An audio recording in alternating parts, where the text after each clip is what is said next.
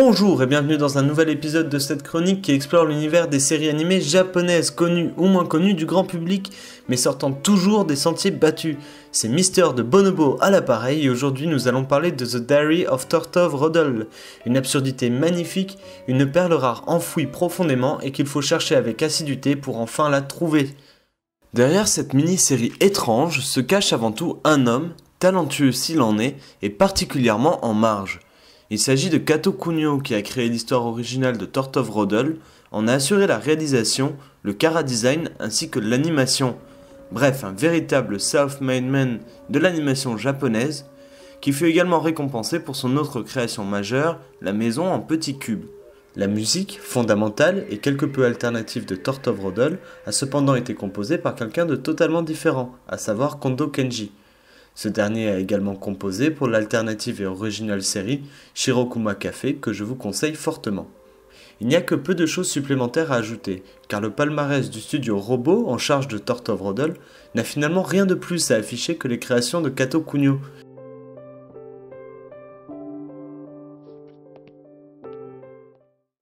Il y a quelque chose de commun à Mushishi en ce sens qu'il n'y a aucun axe scénaristique directeur, si ce n'est le voyage de Tortov Rodol sur son cochon à grandes pattes dans des plaines diverses et variées. Il y découvre des choses peu ordinaires et note cela dans son journal pour notre plus grand bonheur. Il sera donc question ici de voyage, de découverte, mais nous ne sommes pas face à une déclinaison classique du genre. Évoquons ici la particularité du format qui est bien loin d'être usuel. Effectivement, il s'agit de courts épisodes muets de 2 minutes. Cela n'empêche pas une certaine forme de narration qui se présente sous des pages du journal intime de Tortov Rodol affichées à l'écran.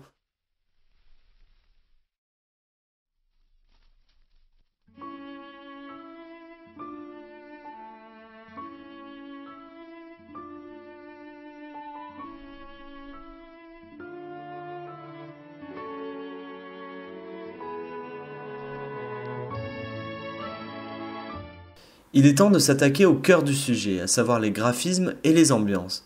Quelque part, Diary of Tortov Rodol, c'est un essai qui ne se concentre que sur ces deux points pour créer une attirance dans les yeux du spectateur.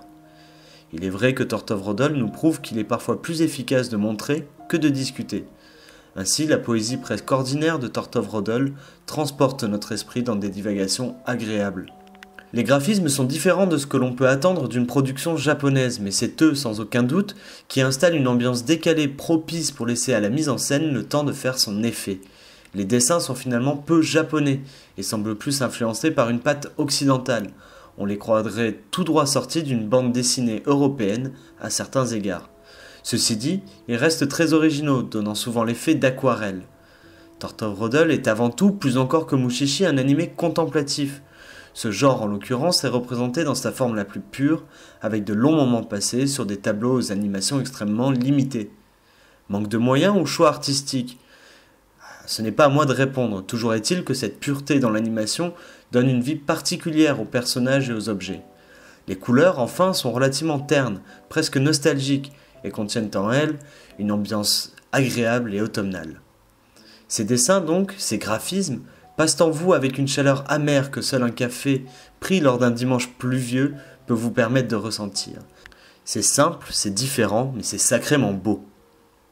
Le chara-design est quant à lui plutôt épuré et se limite dans sa forme la plus concrète à la représentation seule de Tortov Rodol.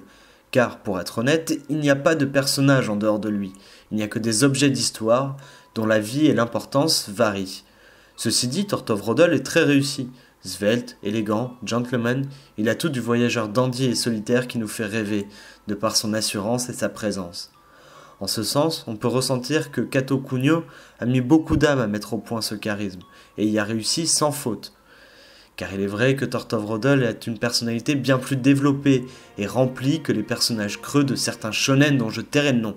Le scénario n'est que peu de choses, sinon, comme dit précédemment, un voyage de conte en conte, d'anecdotes étranges en anecdotes étranges, de découvertes singulières en découvertes singulières. Tortov Rodol, c'est en réalité plus qu'un conte, c'est un rêve. Même après l'avoir regardé, on s'en souvient comme l'on se souvient d'un songe, de façon brumeuse et peu claire, mais avec toujours beaucoup d'émotion. Ceci dit, les bruitages et la musique sont excellents. Ils sont les deuxièmes piliers majeurs permettant à la mise en scène de se déployer efficacement. Charmants et rythmés, les thèmes mélodiques nous emportent sur la route de Tortovrodol. Les bruitages additionnés au graphisme donnent une véritable impression d'authenticité. Et je n'entends pas forcément vrai ou réel, mais quelque chose qui correspond vraiment à ce que l'auteur a voulu partager et qui se traduit par une force de transport certaine. Finalement, Tortovrodol, en plus d'une simplicité touchante et puissante, est une série purement authentique qui retranscrit sous une forme élaborée et recherchée les sentiments bruts du créateur. C'est beau, c'est certain, et cela ne vise rien. Pas de critique, pas de morale là-dessous, juste un homme, son cochon cheval et un monde à découvrir. Et ceci inspire bien plus que des légendes clichés et stéréotypes. Il s'agit véritablement d'une expérience onirique de par son aspect quelque peu décalé. Il est plein d'émotions, mélancoliques ou nostalgiques, qui nous rassurent et nous sauvent de l'agitation de ce monde. C'est un refuge indéniablement agréable que je conseille à tout un chacun de visiter. Si cependant nous voulions d'être un peu pragmatiques, Tortovrodol apparaîtrait alors comme une tentative pour créer un format nouveau. C'est une recherche artistique pure, qui est parfois un peu fermée aux néophytes et aux tout venants. Quoique, finalement, comme introduction au genre contemplatif, ou comme apprentissage de la patience, on peut bien affirmer que Tortovrodol se place en figure de proue. Enfin, on peut affirmer sans difficulté que Tortovrodol est un ennemi tout ce qu'il y a de plus subversif et alternatif, car il s'attaque au cœur même de ce qu'est l'animation de nos jours. Une série de 20 épisodes monotones avec des dialogues monotones. Sans la parole ni le format initial, finalement Tortovrodol s'affirme comme un combattant de ce qu'imposent les limites de l'art actuel, et se défend avec bravoure pour affirmer de nouveaux styles. L'effort est beau, et c'est pourquoi on en vient à apprécier cet animé. Voilà qui conclut la chronique d'aujourd'hui, merci de l'avoir regardé, c'était Mister de Bonobo, n'hésitez pas à vous abonner à ma chaîne, à la semaine prochaine et portez-vous bien.